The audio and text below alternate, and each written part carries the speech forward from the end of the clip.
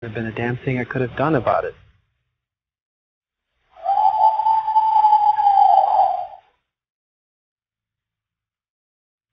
This thing, I got to noticing its eyes. Its eyes was real evil, real sinister looking. You know, the look it was giving me.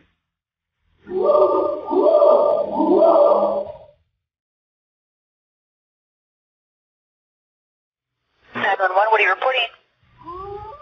Jesus Christ, you better... Sure. Deal. Hello? Get somebody out here. What's going on now, sir? That son of a bitch is about 6'9", I don't know. Do you see him now, sir? Yes, I'm looking right at him. Uh-oh.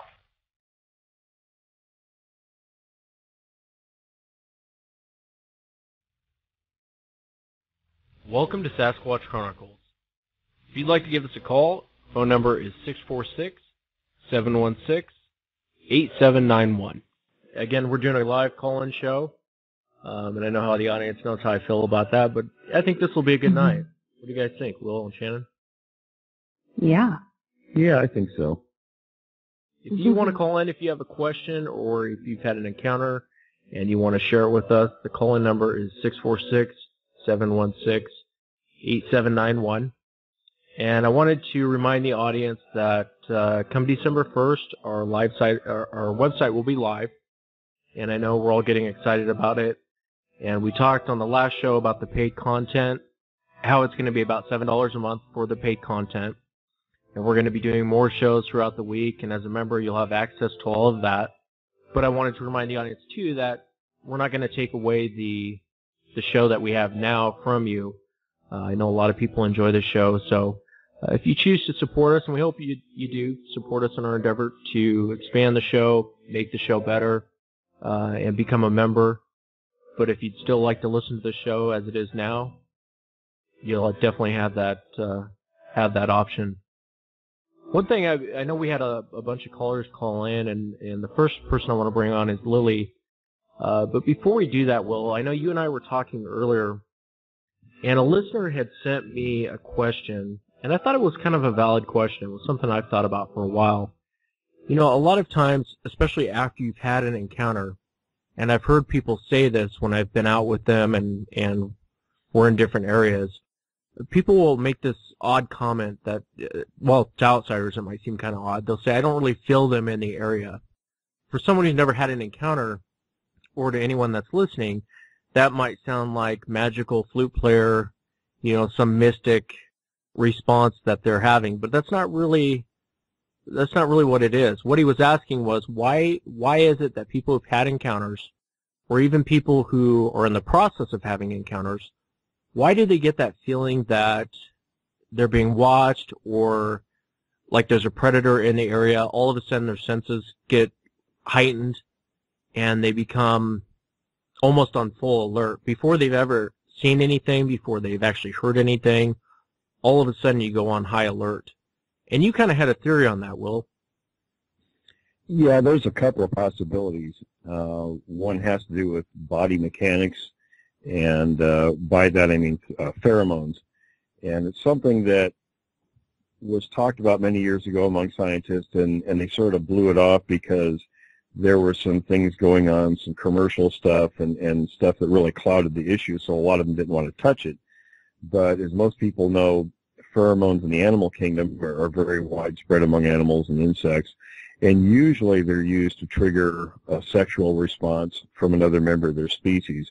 But there's also a fear response. So, and I believe that's used for, and I'm not any expert on pheromones by any means, but from what I read, they talk about indicating dangers and things like that. So that's the physical part, and there's the psychological part, which could be, you know, as everyone knows, when you're awake, your conscious mind is working and paying attention to what's going on around you. But the way people are these days, and since we've become so accustomed to sort of building our own world and being very comfortable in it, we don't really pay attention to the subconscious, which is also active. But that part of us is our primal part and really pays attention to things around us, very subtle things, noises, smells, sights, things like that, motion. So on one hand, you could have pheromones at work detecting a possible threat. Or on the other hand, you could be that subconscious mind picking out small cues that our conscious mind isn't aware of and alerting us to the presence of something nearby that could be a threat to us. And you might be right. They always describe, like that whole everything goes dead silent, even the insects, everything goes dead silent when these things. I've experienced that, and I've heard other people talk about that, to where everything gets quiet in the forest. I wonder if that's related to what you're saying. I kind of think so. I mean, I think, and a lot of times when most predators are in an area, all the animals that are around her will either signal an alarm, like crows do. They're a notorious one for that. Going off if there's, let's say, a cougar or something in the area, or the animal life will get very quiet.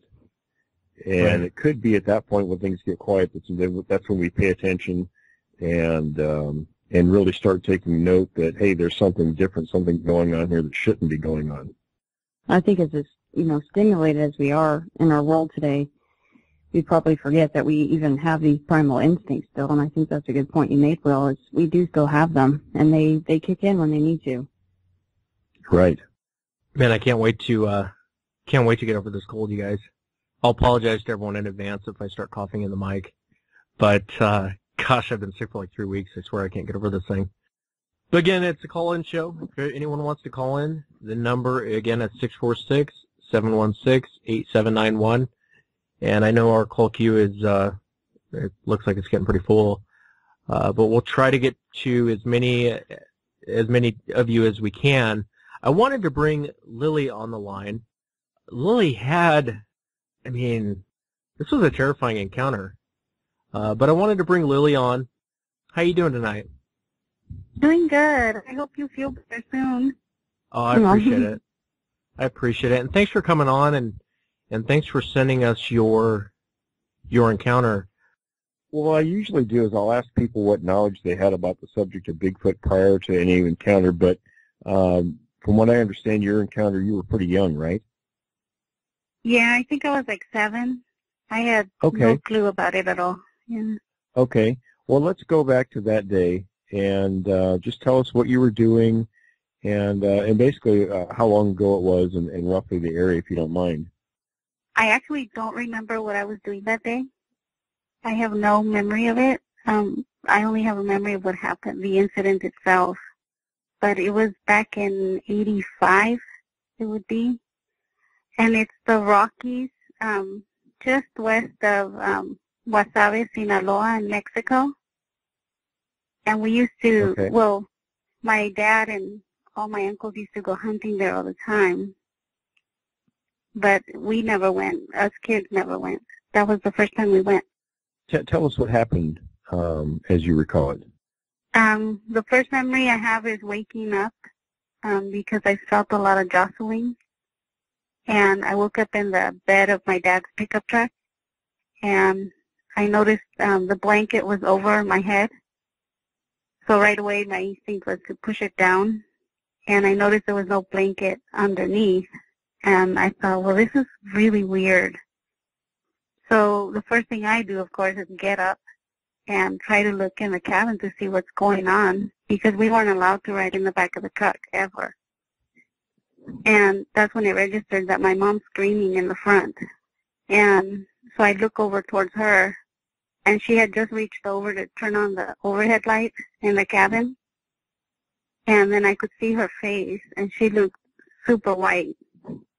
And she's still screaming, and she's hitting my dad, telling him to go faster, and at the same time telling him to be careful. And I looked over to my dad to tell him, what's going on, I'm scared. And just then he turned back to look at us, and he saw me, and he looked so scared, just totally white and scared. So that scared me, and I was going to crawl back under the covers. But I noticed movement behind the truck. And I looked behind us, and the first thing that came to my mind was that there's a bear chasing the truck. The zoo used to do specials where the people could go pet them in Mexico, the animal. So I had seen bears, and that's what I thought it was. I thought it was like a grizzly. But this one was like totally pitch black. So I kept looking at it. And then I realized that it wasn't keeping up with the truck. It was actually gaining on the truck. And my dad was going pretty fast. And I had just thought, there's no way that a bear could keep up. And I started to look at it, like really look at it. And I noticed that it wasn't running on its paws. It was running on its knuckles. And it wasn't really looking up. I didn't see like a head shape. I just saw like legs. And it had 4 legs and a big black shape. When it finally, I did notice a head come up, like it looked up, and I saw red eyes. But I remembered my dad telling me that that happens because of the light, that animals' eyes reflect the light. So I didn't panic too much. I just thought, what is that? You know, what am I looking at?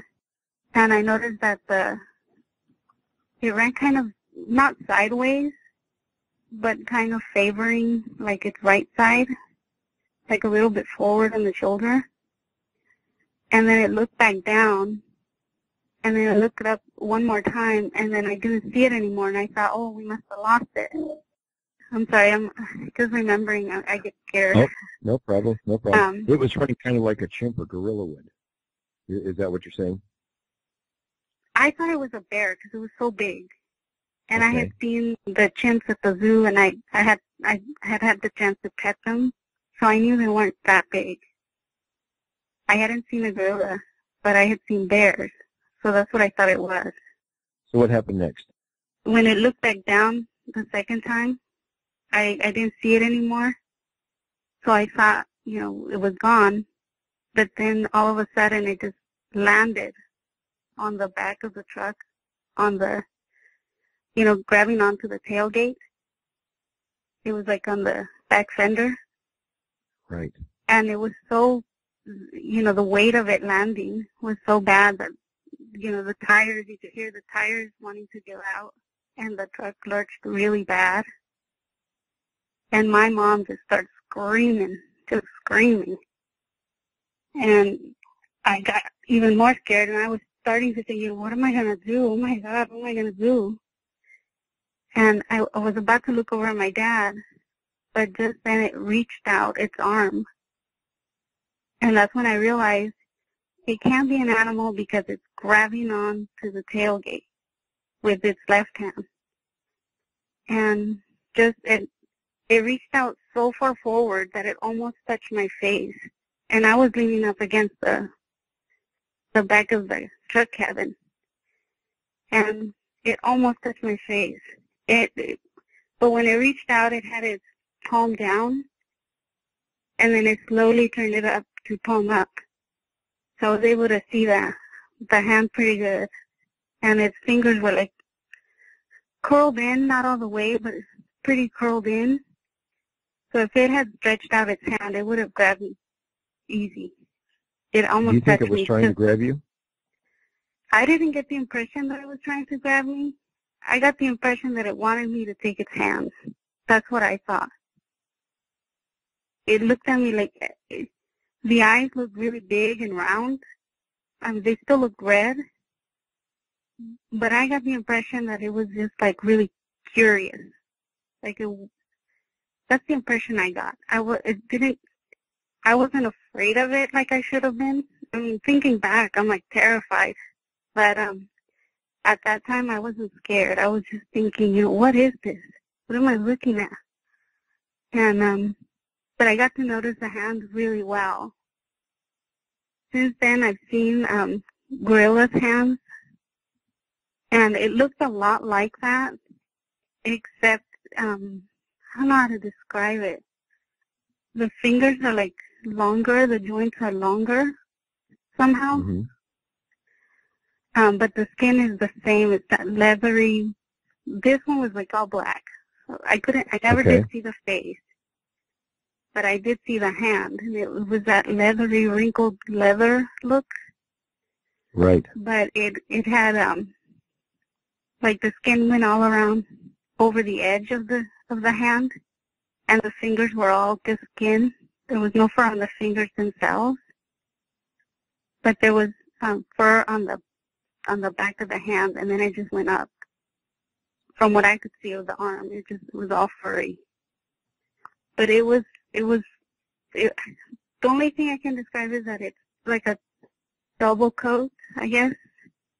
Yeah. Because it was like super thick, like a good inch was super thick fur, and then the inch past that was just thinner fur, but longer than the first coat. I don't know if I'm making any sense, but Yeah, you are. And then on the skin itself, it was I didn't see dirt on it, but it had like, you know when dirt gets so caked on that it looks like scabs? That's what it looked like. It had like chunks of dirt that was so deep that it looked like it had scabs all over the hand. And then the nails, I don't know if they were long or short because I couldn't really see the nails. The only reason I saw it was that when it turned its hand from palm down to palm up, I could see the gloss of the nails from the light. So it was like glossy, clear nails. But I couldn't really, I can't say that I saw the length of the nails because that's all I saw was the gloss over the tips of the fingers. That's all I saw of the nails. Probably not something you're really focusing on at the moment either. No, I was, yeah, at that point I was starting to get really scared. I was going to look back up at it to see if I could see what it was. But suddenly my brother, who was laying next to me, he tugged on my arm, so I looked down at him, and he just looked white as a sheet. And I could tell that he wanted to tell me something, but he couldn't even speak. So then I looked back up at it because it made like a sound, like not a but it was like it had like a rumble to it, sound to it.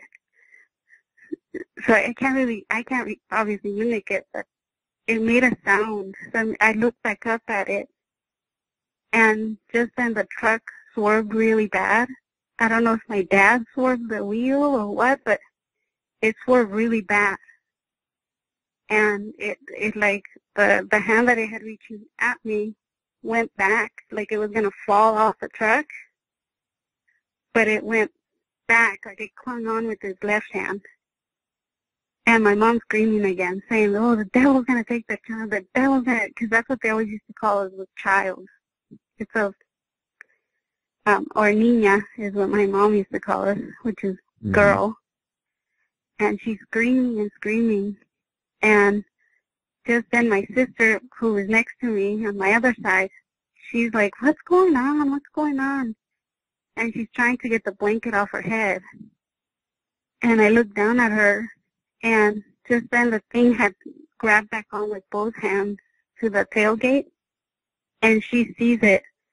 She just gets white as a sheet and covers herself back up. So I go back to looking at the thing to see what it's going to do.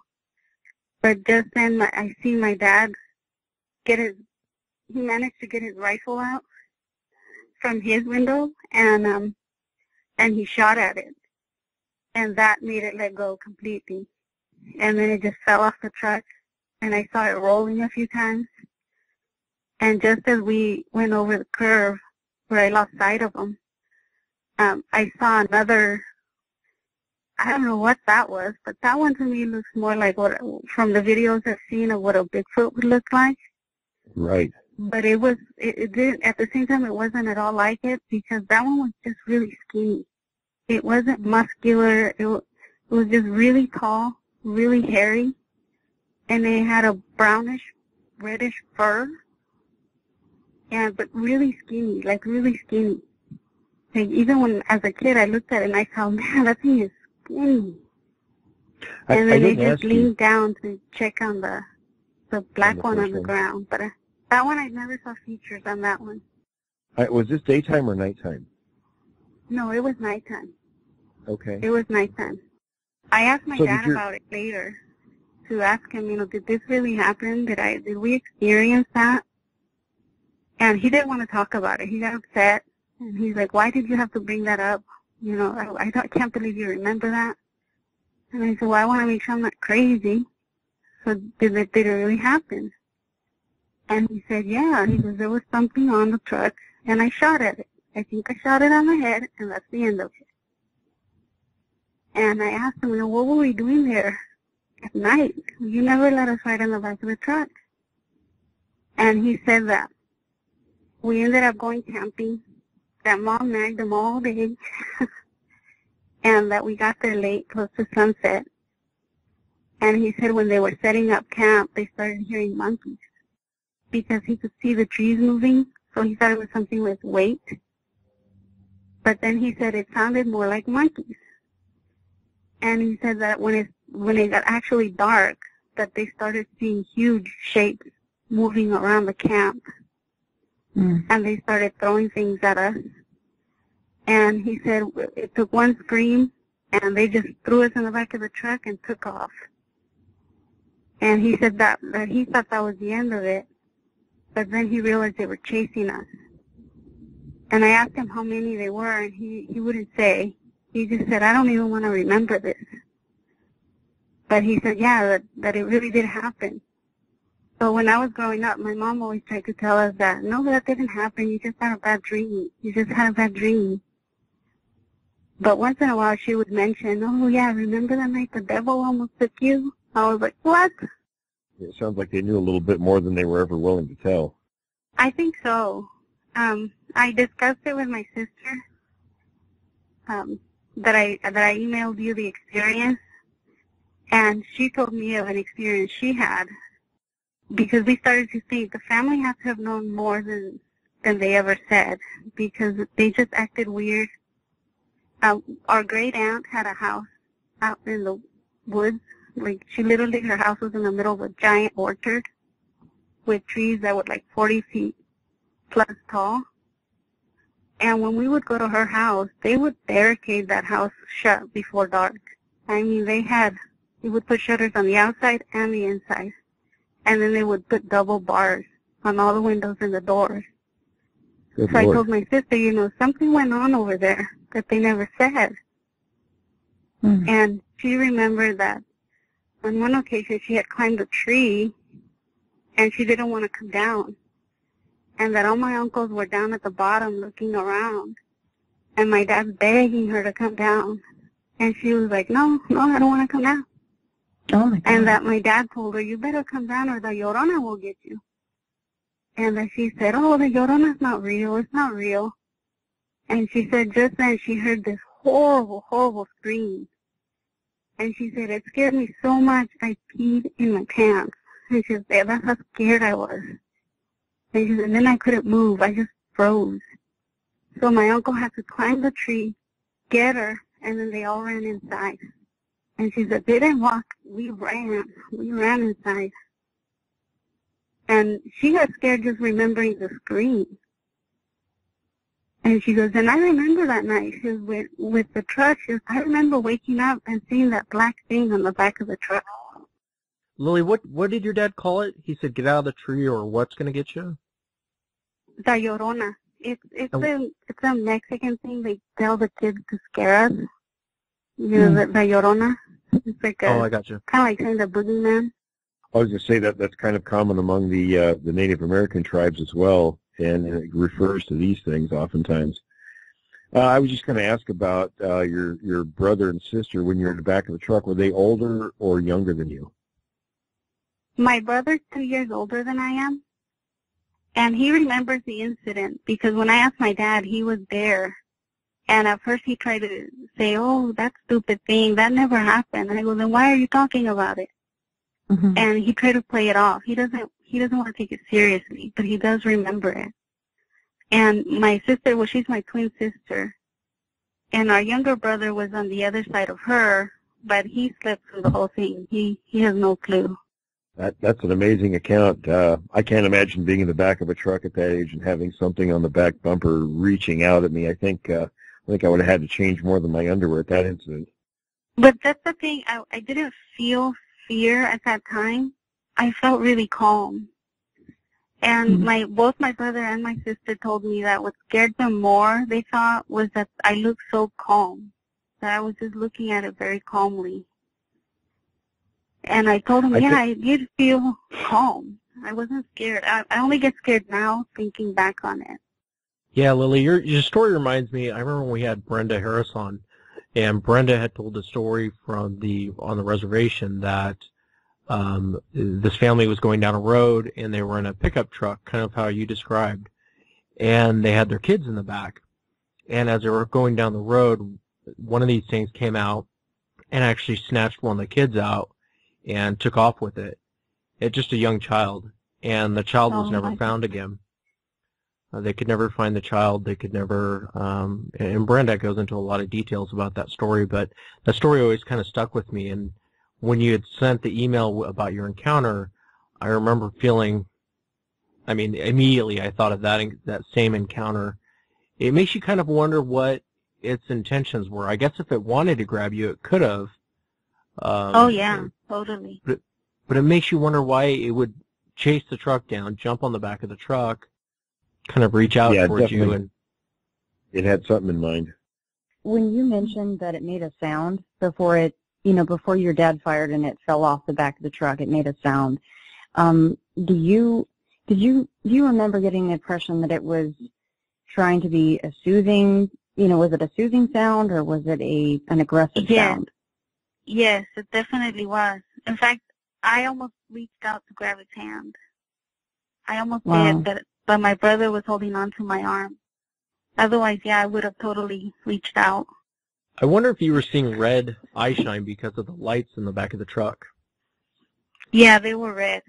Because the one that came out afterwards, we were on a hill, and it was like a steep incline on our left side, and it came up from the dark, from the bottom. It came up to the road, and that one didn't have red eyes. That one had more of a yellow glow, like a golden glow on the eyes. Interesting. Yeah, that's going to be the different light sources. Well, Lily, we sure appreciate you coming on, and we appreciate you sharing the story with us. I can't thank you enough. It's one of the best encounter stories. I think I told you I was pretty excited to hear the story. I know when you live through it, it's not quite. You don't have those same feelings like it's exciting to tell it because you do kind of relive it as you tell it. But I sure appreciate you coming on and sharing it with everyone. No, thank you. It's thanks to your shows that I now know what it was. So I'm not as scared as I used to be, thinking that it was the devil, like my mom said. As silly as it sounds, that's the only explanation I had until I started hearing your shows, and then I thought, oh my goodness, okay, this I can deal with. Yeah, we appreciate you sharing it with us. Yeah, thank you, Lily. What an encounter, huh? Oh, incredible. Awesome. You listen to all the different elements and how many times we've heard all those same elements in other stories. And I always say that, but I can never get over it, and the consistency. And, there's something that struck me when she was talking about, and Shannon, you brought this up about the kind of sound it was making. I was thinking, well, that could be taken two different ways. And I know a lot of listeners might think, oh, it was reaching out to the little girl trying to be friendly. But, when you're getting ready to chop a chicken's head off for a meal, you're going, come here, chickie. Yeah. you know what I mean? Yeah. Maybe it was you're sort trying of like to comfort it. Trying to comfort it and come here, Yeah. and then, you're snatched up and gone. That's two different ways to view that. And with the native tribes also, again, they were called man-eaters, cannibals, and they were known to take children. Yeah. Well, the parents called it a devil right off the bat, Right. And that's something we don't get to hear almost ever is accounts coming from Mexico. There are things from South America, Central America, and, of course, North America, but we don't hear things out of Mexico, and there have to be. I know the call queue is really filling up, so if you called in tonight, we appreciate it. I will try to get to all of these calls. We're getting slammed with calls. We might have to impose a time limit for each caller, though. Yeah, to try and get through some of these. I know we were going to bring Beth on next, and then I'll tell you what, I'll go through and take some of these calls. But I'll go ahead and bring Beth on so she can give us an update and tell us what happened down there in Texas. Hey, Beth, how are you tonight? Hey, Wes. Hey, Shannon. Hey, Will. Show's going good tonight so far. Lily was great. What a scary thing for a child to have to go through. Yeah, it is. Her dad must have been a hell of a shot, turning around and Right. popping off the shot. That's what I would have done. I guess we'll let you take it away and tell us you had an encounter recently. Is that correct? Oh, yes, it is.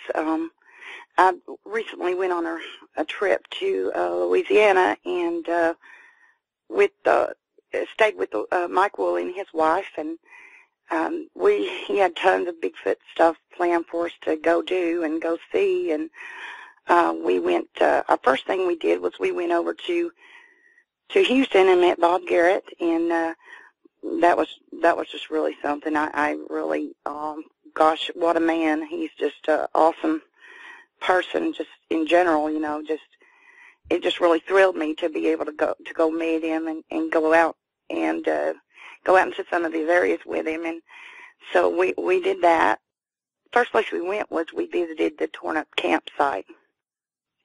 That's on into the Sam Houston National Forest, and it was just really something to be there. I've never in my life been to a place.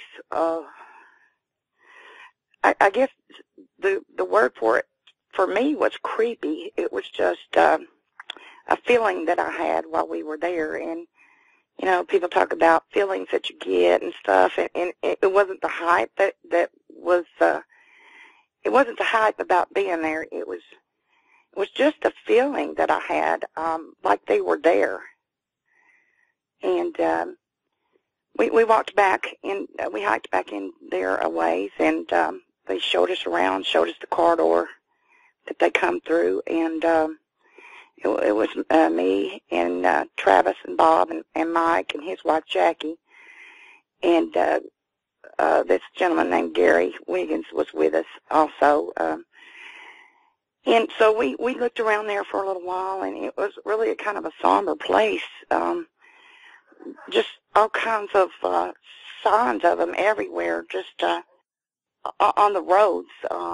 In there, we would see just every so many feet, every so, just in spots, every so many feet, there would be tree limbs laying in the road, and cross formations or X formations just laying in the middle of the roads, because it's real remote back in there. And the roads are dirt, and lots of broken branches, and just really something. It was really something to be there and see that. As we were coming out, I was in the truck with Bob, and Travis was driving us, and Bob was showing us, showing me things, pointing out, we found tracks in this area, had rocks thrown at us in this area. One particular place, he was talking about the place where they had some tracks. I looked where he was pointing. I looked up and looked out where he was pointing, and about 75 yards out, I see one standing there. And the sun, it was a beautiful day, and the sun was coming down through the trees and hitting it just as perfect as it could be.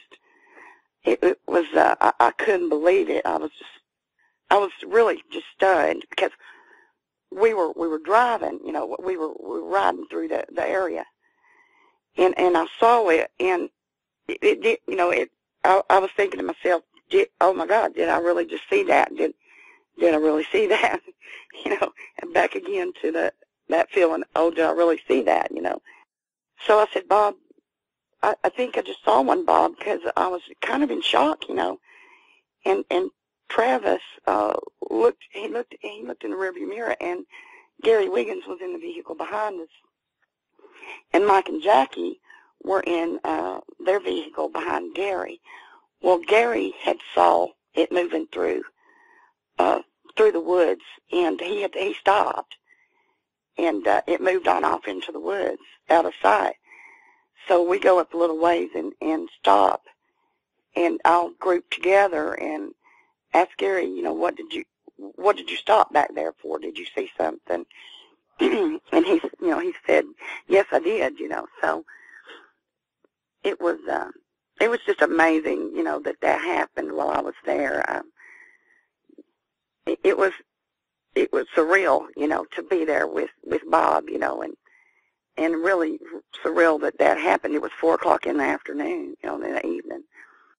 We went out to a few places in Louisiana afterwards, and Mike took me to where he had his encounter, and it's a lot different terrain there than it is here. It's real flat. The undergrowth is a lot different down there than it is here in Tennessee. We have a lot of pine forest and cedars and vines. Down there, they have just a lot of small branches, saplings and things, and a lot of undergrowth. It's just the ideal place for these things to be in. It's really a different environment. Tim Sermons, he's on the line. He wanted to say hi to Beth. I guess he was out there with you guys. Hey, Tim. Oh, yes, he was. He was. I met him. Hey, Beth. Hi, Tim. I really am glad I got to meet you down there, and I'm glad you got to go out with Bob. I actually did not go with him. I had an interview. I had a job interview, so I had to go to that. Missed it, but just to give some validation, we went out the next day and had an encounter. So Texas is basically more than what everybody thinks. And I think Beth is trying to say that in so many words, because she came down here and basically here one day, and there you go. But she's with the master, right? That's right. There was a feeling down there that I didn't have with the other locations that I went to in Louisiana. It was just a feeling that I had, and Mike concurred with that. He said he had that feeling too, that they were there, and it was just, I don't know, you kind of touched on that earlier, Will, about that, why people get feelings about them being around. It was definitely had that feeling while I was there, which I didn't have in the other locations. We appreciate you coming on, and we appreciate it, Beth. Thanks for sharing your encounter, and I want to thank you for coming on the show. Not a problem, man. Thanks for having me back. I really appreciate it. Oh, anytime. You're welcome. And when I go back, I'll if I have anything happen, I'll give you an update. Oh, please do. Beth. And thanks, Tim. Appreciate you calling in. Sorry, guys. I was jumping away and answering calls left and right. I feel like I'm in, running a call center here. We thought maybe you had a coughing fit again there. No. You're worried about this. I was jumping around answering calls, and I wanted to I wanted to bring Lupe on, Lupe Mendoza. He wanted real quick, he wanted to the term that Lily's dad was using for the Sasquatch. Right. He wanted to so I'll bring him on real quick, then we'll jump into some more encounters here. Hey, y'all were talking about she was talking about, what's her name, Lily? Lily. We're talking about Llorona. You see, it is just another story. I've heard it since I was a kid from my mom, my grandparents. It's a Mexican Native American legend. I mean, they've seen her. They believe it's true. What it is supposedly a woman that drowned her kids in the river, and she screams and hollers looking for her kids, and supposedly, she sees the kids, she'll drag them down there and drown them, thinking it's one of her kids or something, But, I've heard stories that, that women were, like, raped and tossed into the river by, Sasquatch, In our area that we're living now, our town has grown up a lot. And, used to, back in the days, we were all wooded, but now we got freeways and homes everywhere. But, it is part of culture and our folklore, you know. And yes, there is a lot of stories that I know of from people out of Mexico about Sasquatches, you know. So, yeah, Mexico does have Sasquatch stories. Yeah, I knew there had to be plenty of stories down there. You know, the stories are there, you know. And I'm pretty sure, I mean, I know there's a lot of stories all the way down South America, you know, and so hopefully next year, because I'm going to Machu Picchu next year, Machu Picchu, and, you know, because I've heard a lot of stories, so that's going to be one of my stops next year. I've been waiting for a lifetime for this one, so. Yeah. It took a lot of saving, but I'm going. Yeah, I just wanted to tell you about that, you know, about the Llorona, you know, there's a couple other folklore that we have, you know, like the Chusa and stuff like that, you know, so anytime you want to hear the stories, just let me know. So, yeah, it's very interesting. But, yeah. So, anyway, y'all take care. Y'all have a good night. You know, God bless. Thank you. You too, Lupe. All right, same to you, buddy. You too, amigo. Bye-bye. Lupe's a great guy. He's one of the best people out there. Yeah, very nice man. Yeah, thanks for calling in, Lupe. Mike from Washington State, how are you tonight? Hey, good. Good. Hey, I know you had a lot of things going on your property. I know you had some fruit that was coming up missing, and you heard some vocalizations in the area. I know you had said they kind of sounded like Vulcan, you know, like on Star Trek talking. But I was wondering if you kind of tell us a little bit about what's going on the property and tell us the things you've heard and seen. Yeah, I'm actually in North Washoe. I see Livingston Mountain in my backyard. And, but, you know, I got to be careful because I could take up your whole show on what's going on here. We don't have it like the Browns. It's every once in a while. But, you know, I don't even know where to start. The other day I was sitting out on my deck, and it was about 5, maybe 6. It wasn't dark yet. It was just getting dusk. And I got 40 acres next to me that belongs to somebody I know, and there's nothing there. There's no houses. There's a road right next to my property, and that's it. And I'm sitting there on the internet, just kind of thinking around, and I swear, it was clear as day. I heard like pop, pop, only it was seriously guttural. And then I heard a huge limb just crash, and then I heard like it was just tearing it to pieces. And then I didn't tell you this before, but I remembered it now. I was listening for a while, and I went and got my handgun. I thought, what am I, got trespassers? I mean, not that I'd shoot them, but I was listening, and I could hear talking, but you couldn't make out what it was saying, whatever it was. And I thought, well, okay, maybe the guy's over there working on the property, but I didn't see him go by, and he's only there like a couple times a year, and and so anyway, I ended up going inside. I said, I'm not going to deal with this, and I went inside, and it was the next day before I finally felt comfortable letting my dogs outside. And, I mean, I let them out to go to the bathroom, but I mean let them out to run. And it's a fenced yard. But anyway, there's that happened. And then about 6 a.m. in the morning, this is about, I'm out on my front porch because that's where I get service at. But this is, I have an apple orchard, and I sent you pictures.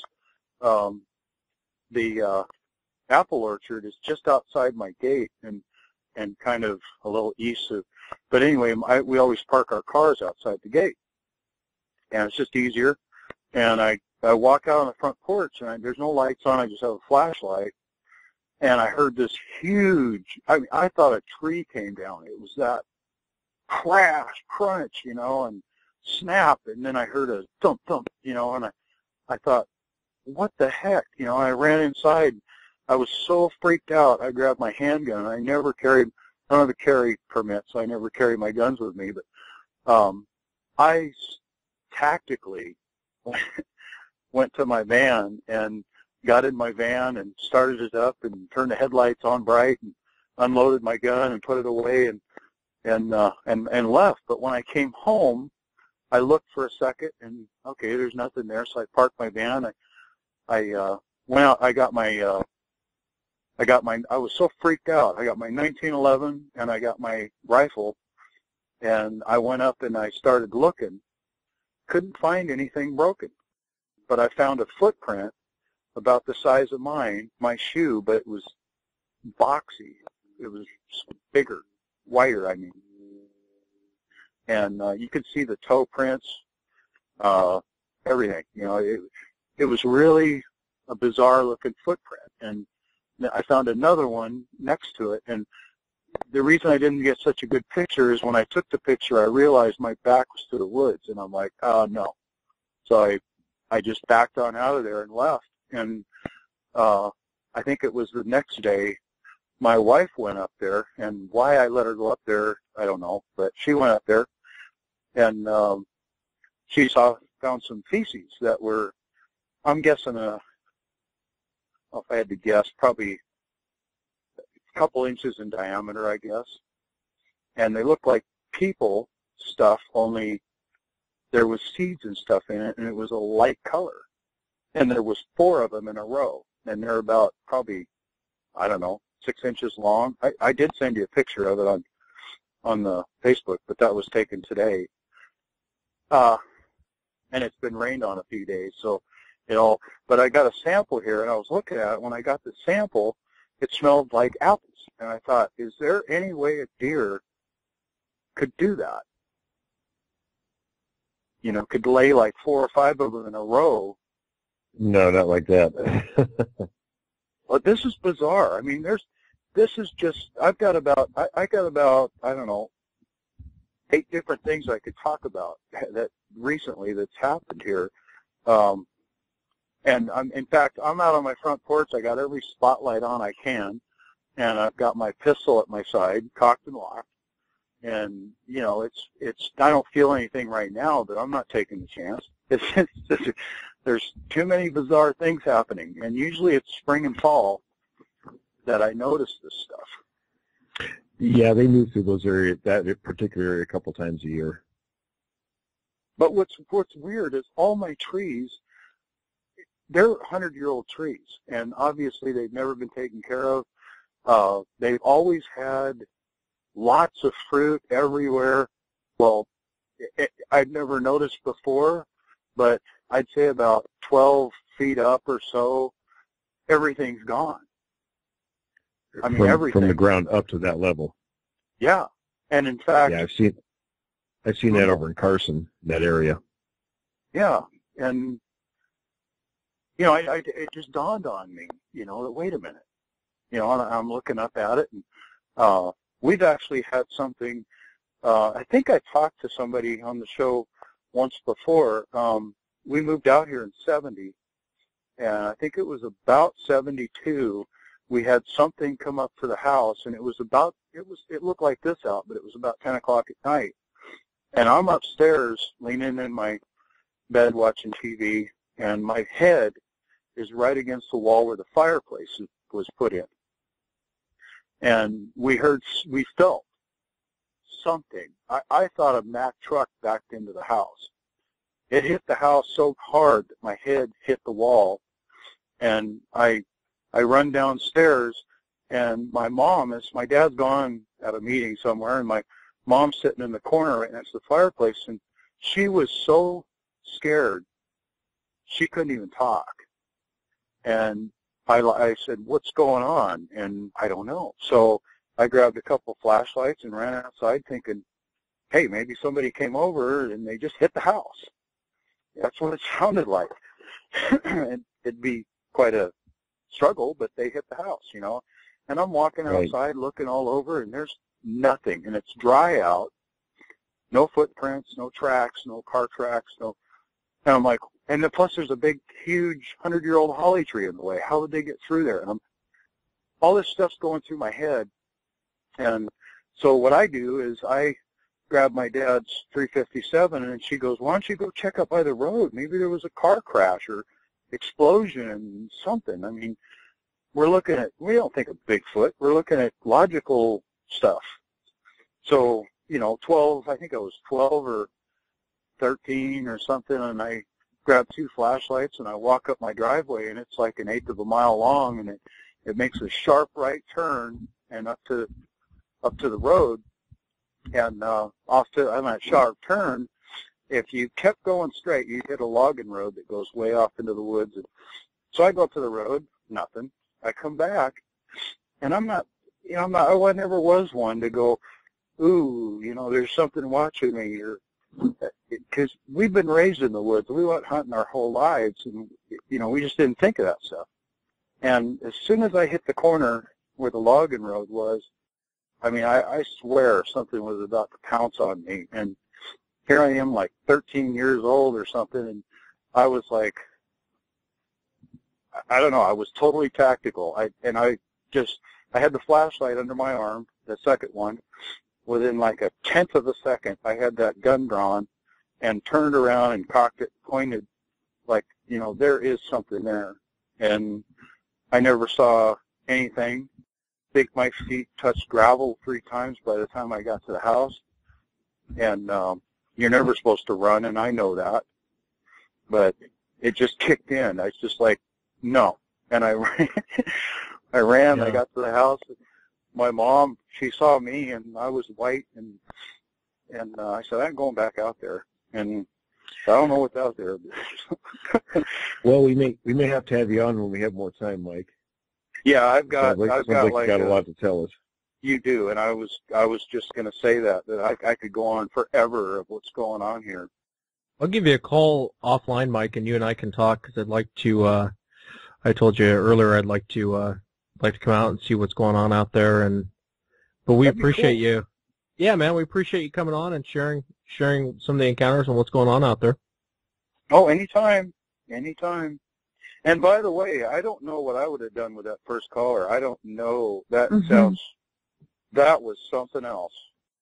That's above and beyond the underwear changing moment. Yeah. And I would still be cleaning them. Yeah. Yeah. All right. Well, hey, thanks for having me on. Hey, thanks, Mike. Thanks, Mike. All right, I'm going to jump to Ralph. Ralph had an encounter when he was in high school. Hey, Ralph. Hello. How are you? I'm doing good. How are you guys doing? Hey, good. Hey, appreciate you Pretty calling good. in. Appreciate you wanting to share your encounters. I'll let Will take it away and tell us what happened. Tell us, how long ago did this event take place? Yeah, I've been in the Navy now for 10 years, so it was about 12 years ago. I was a senior in high school. Okay. And what did you know about the subject of Bigfoot prior to that? Up until that point, you hear stories. I remember seeing the Patterson film, but at the time, I didn't know anything about Bigfoot or Sasquatch or anything. Okay. And what part of the country did this happen in? This happened in Wisconsin, northwestern Wisconsin. Take us back to that day and tell us what you were doing prior to the event happening.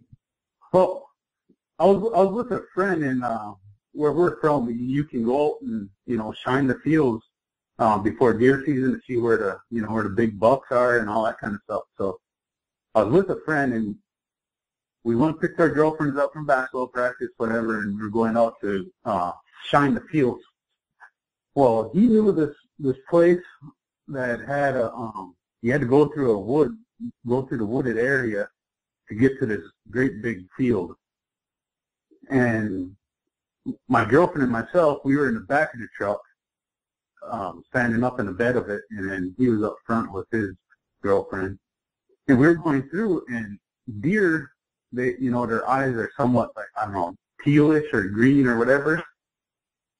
Well, we were going through, and right outside the reach of the spotlight, we could see that there was something following us, or going just the speed of what the truck was. We weren't going fast, maybe about 5 miles an hour tops going through this road. But this thing was following us, and every time we stopped, it would stop and it'd look at us. So these 2 eyes kept looking at us, and they were like a orangish color, orange or red. So we were going through, but where this road connected, and started getting scared because everybody was asking me, what is it? I didn't know. I thought it was maybe the farmer's lights from the next farm over, but when I kept getting closer, I started making out, but I didn't tell anybody about it, but I could start seeing a body shape from the lights from the farmer's field coming through. You could see it, and I knew that this wasn't no person out there playing with us. So I got scared. I told my girlfriend to crawl into the small window in the back, and I just kept the light on it because when I turned the light off, you could hear it walking towards us. And I tried turning it back on, but whatever it was, it just seemed like it was hiding behind the big oak trees that was there, but you could hear it coming closer. Well, this road, it would bend up towards where this thing would be. It would turn before you get out into the open field.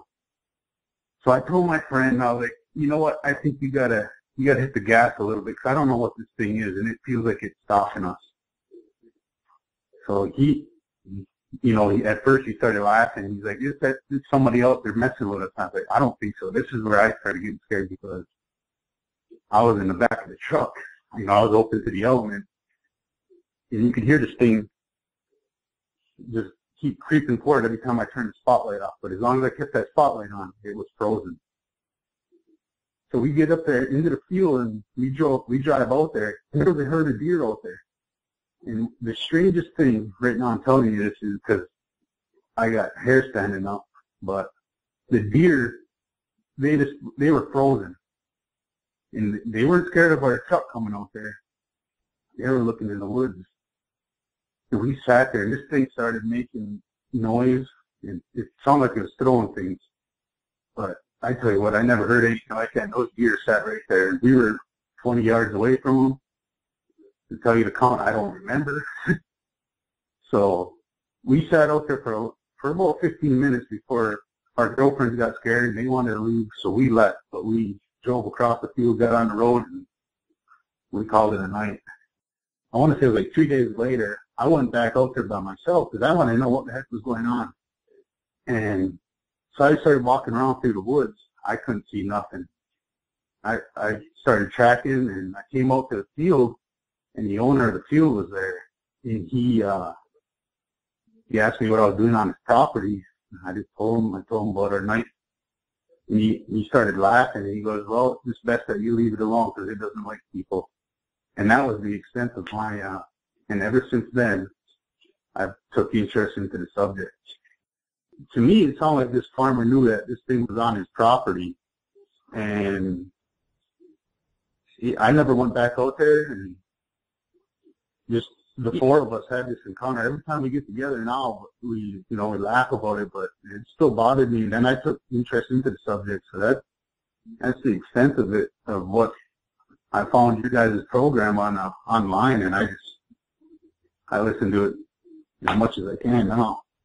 Did you tell anybody else at the time besides outside of your friends there? Well, I told my uncles. My younger uncle, he just laughed at me, said some kid was out there playing with you guys. But my older uncle, he related some stories about that area, but that's the reason why we don't go hunting out there and, stuff like that. But other than that, that was it. When I first joined the Navy, I told a guy, but he was from Washington, and he told me some stories about a lake that he was at in Washington. Yeah, it's interesting how many people out there have accounts that they know about themselves or know somebody that's seen something, and they won't talk about it unless you talk to somebody else who's had a similar experience. Yeah, I mean, I've been in the Navy for 10 years, and when you're standing watch at midnight, this is a good topic to bring up. And one time, another guy told me a story. I tell you what, there was me. I'd have soiled myself the story that he told me. And, mine, I'll take mine any day over so many stories that you guys tell, and I'm just like, yeah, I'll take this one. Because whatever it was, as long as I kept that spotlight on, it didn't move, or it didn't approach us. But once I turned that light off, it felt brave enough to where it started walking towards us. Yeah, when you mentioned that you knew it wasn't a man out there, can you describe a little bit more about what you saw and how you just knew it wasn't, just somebody out there messing with you? Well, when I first shined it, when you're shining, I don't know if you guys ever shine for deer or not. Deer aren't that tall. And when I put the light on it, this thing was, well, I was in the truck, so I was about maybe 10 feet tall. And when I had the light on, this thing had to have been about 6 foot, 6.5 feet tall. That's what I estimated it at. So that's why I knew those eyes, when they started following us, I was like, this is no animal that's on a tree branch, right, or anything like that. But once I first caught eye of, I believe it was a shoulder, or something, because it was like when the wind picked up and you could actually see it move, like the wind was going the opposite way than what it was going. That's where I knew that was no regular animal, and it was no person. Because first of all, a person wouldn't be up here. Because some people, we were in high school, some people poach like that, and that's how they do that at night, is poaching, shining. So, you're taking a lot of risk in trying to walk around out there and mess with some kids if they're out there poaching. And can you estimate about how far it was from you?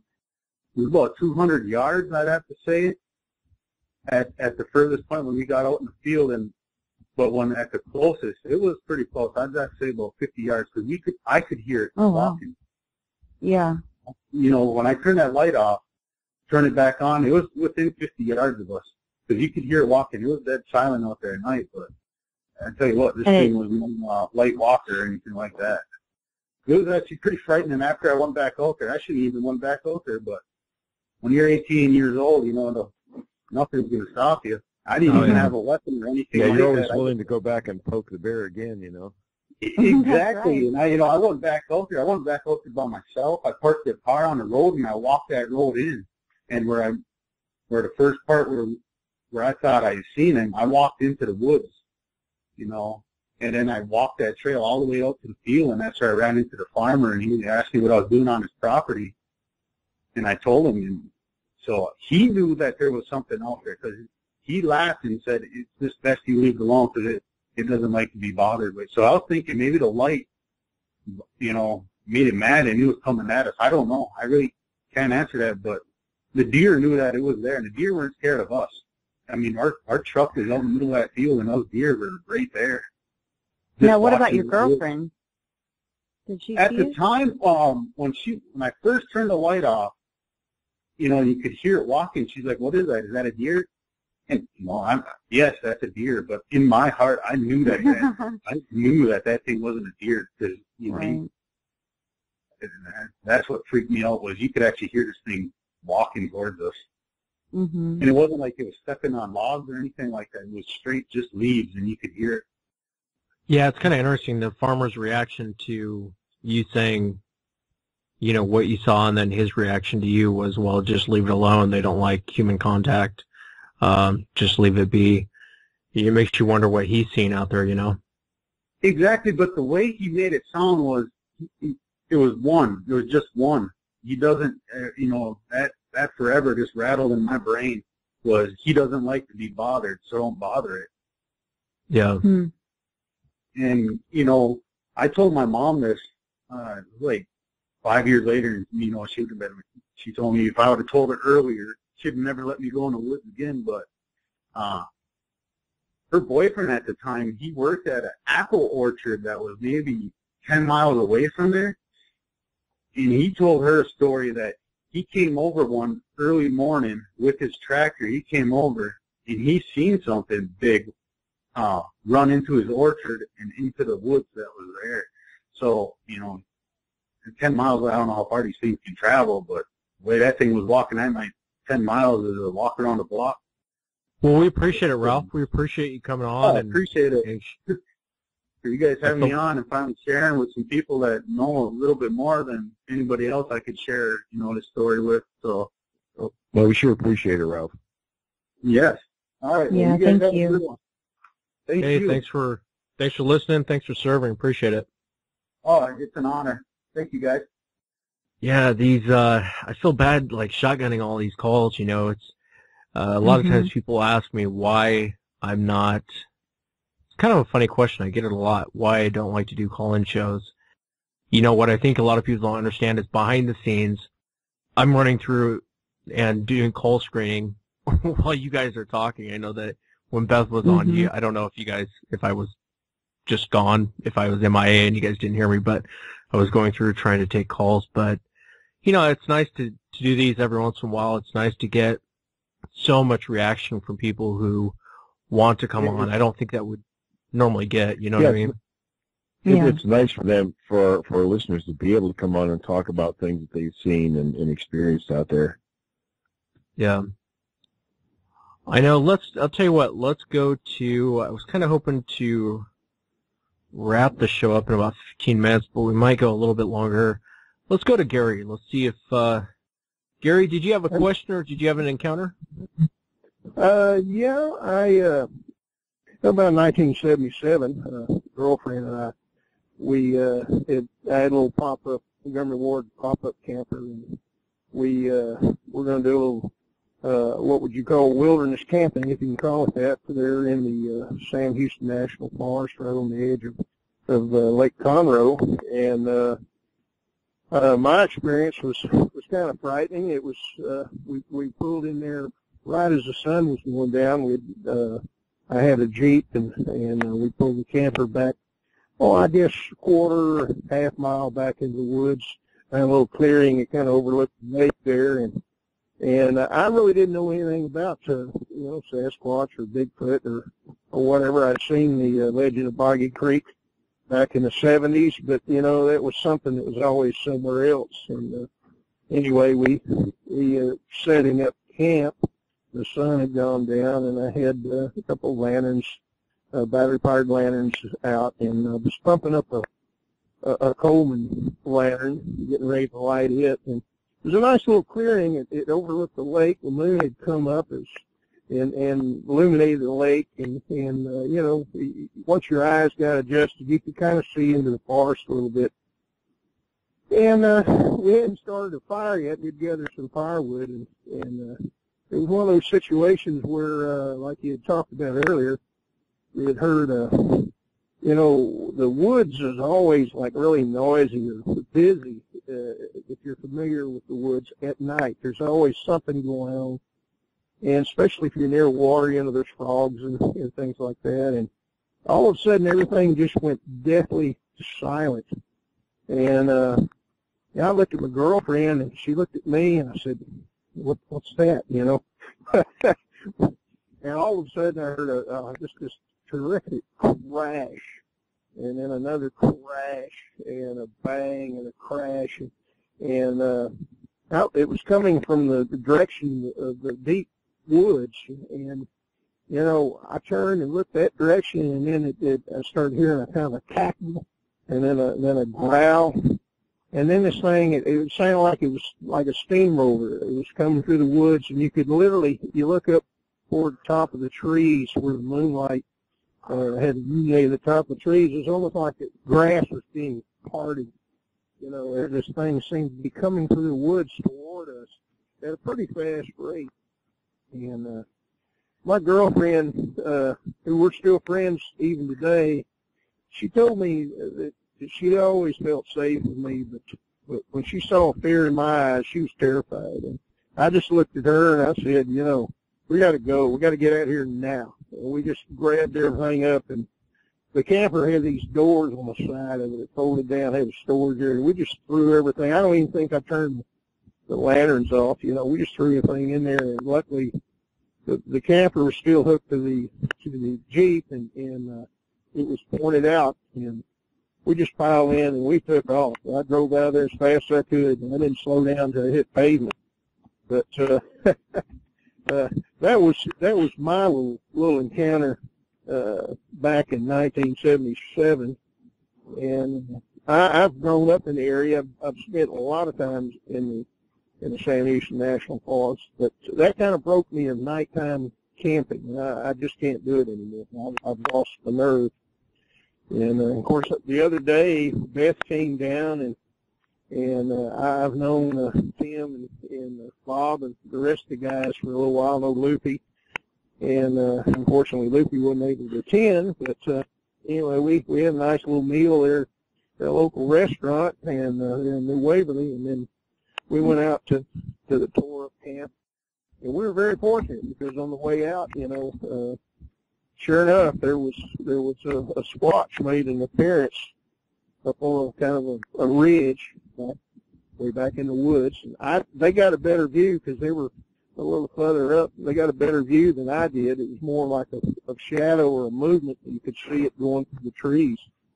When I was looking over there, that come to a stop. But the Sam Houston National Forest and Lone Star Trail has a bad reputation because there's quite a few people that have come up missing over the last years in that area, and they still haven't found them to this day. So I know that was something that I saw when I was in there. They had a kind of a poster up on a tree at an intersection of two roads way back in the forest when Beth and I went back in there, and sure enough, there's a picture of a boy. They hadn't found him yet. He went back in there, I think, on a camping trip by himself, which is a bad deal. And they haven't found him yet. They haven't found any evidence of him. Yeah. Oh. Yeah, no, we've heard that about that area, that whole area out there. A lot of people come up missing in that area, and Gary, I can't thank you enough for coming on. Can't thank you enough for listening and sharing your story with us. I know you didn't have much time, and I didn't know if I was going to get on or not, but I enjoy the show. It's very interesting, especially the young lady you had earlier. I've never heard any experiences like that, especially if they come out of Mexico. But I'm sure they're down there. Yeah. Yeah, no, absolutely. Well, thank you so much for coming on. We appreciate it. Okay. Enjoy it. You type in there, Will? I was just a little bit. Was it noisy? It sounds like you're hammering nails. No. Well, that's kind of the way I write, Yeah. Yeah. It's a heavy pen. It's a heavy load to bear. Now you know why it takes me so long to. That's why it takes me so long to produce a book. I only type with 2 fingers. That's why they're fast, so good. They take time. Fast, but That's what right. I envisioned, you with your 2 index fingers, like a bird just typing away at that keyboard. Well, you're close. Not the index fingers. The next one in. No, I'm just told that's all I can do. No way. Oh, yeah. Tell them when you're producing gold, it takes time. That's right. Yeah. Dang it. Yeah. They're producing gold. You gotta sift through that stuff. Well, should we take a couple of questions from callers? Yeah. Let's go with, feel like I'm doing bingo here. Let's go with Bobby. Bobby, did you have a question? Yep, I had a question for you guys from your experience out in the field. Probably help some of the other viewers too when they're out in the field, see if they can see any signs. I was just wondering what kind of signs we could watch for when we're out in the field. I know personally I've seen X's. I have my own theories on what those mean. A shelter, limb twist, scat I would have associated with the bear, not a Bigfoot. Back then I didn't associate anything with Bigfoot, just odd things that I've seen. So I was just wondering what you guys had in mind or have seen out in the field or heard of that we could watch for and what you possibly think they mean. Well, the 2 main ones are the breaks, and you have to know the difference between weather breaks and intentional breaks, and the scat, of course. But I don't really know. I mean, I haven't made up my mind about a lot of these structures and things that people claim because there's just way too many variables at play, and I have never seen anything I would consider that was created. I mean, I see pictures that people put up, and a lot of it looks natural to me. But I don't know. What do you think, Wes? Yeah, I'm kind of on the fence too with it. I mean, I've seen a lot of weird things like that out there as far as structures go that I can't really explain. If you'd asked me a couple of months ago, I probably would have just passed it off as nothing. But I've seen some of them. I think a lot of the structures that people are seeing are man-made. There's a lot of them, though, I don't know that they're man-made, or even that it's really natural. You know, what's creating it, I don't know. As far as things to look for, you know, like Will says, the tree breaks. I look for a lot of the tree breaks. Try to find, and you hear this a lot, but you try to find areas to where there's cover, water, food, plenty of shelter for them to be in. Right, the reason an animal would be in the area. Right. Yeah, the place where I hunt is prime for that. It has a natural spring. It has a bog. It has lots of deer. It has lots of berries. Where area my dad saw one walking away like Patty version. I had an experience with Chatter, the samurai, and I also found on top, near, not at the top, but near the top of a hill, there was a clearing probably half the size of a football field. All around it, there were big trails coming into this. It was grassy. Towards one end of it, there were like 4 trails, big trails coming in, and there was a pine tree that had been snapped off about 2 feet up. I don't know if it was still attached to the tree or if it was just the base of it was still stuck up on the stump. But the front of it went to a boulder probably 10, 15 feet away. All the branches were stripped on the top on one side, and it had taken large chunks of bark and sticks that were broke, big sticks that were broke, that would lean up against it. And there was an opening in the front, and there was an opening towards the back. And in my mind, I'm thinking, this is not no, at that time I was thinking, you know, why the heck is some kids up here building a fort on top of a mountain with no way to get in here and out of here? It's in the middle of nowhere. But listening to the show, I've come to determine this was a shelter. It's stuck in my mind all these years. But I'm thinking this was not a sleeping shelter because it was out in the open, and it was right at the entrance to some trailheads. I'm thinking it was more like an ambush shelter. Heard of any of those before? Yeah, I've seen some of those, and that's the first thing I thought of too.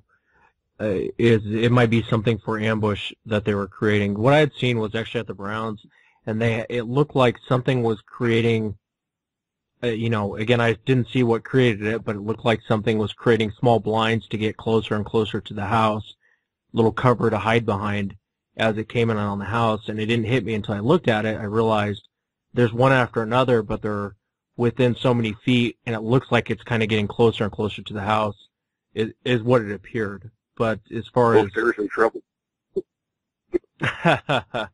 Well, I don't... They haven't had any aggression out there to speak of, but it makes you wonder. Makes you wonder if they are creating these things. Why are they creating these things? What's your take, Will?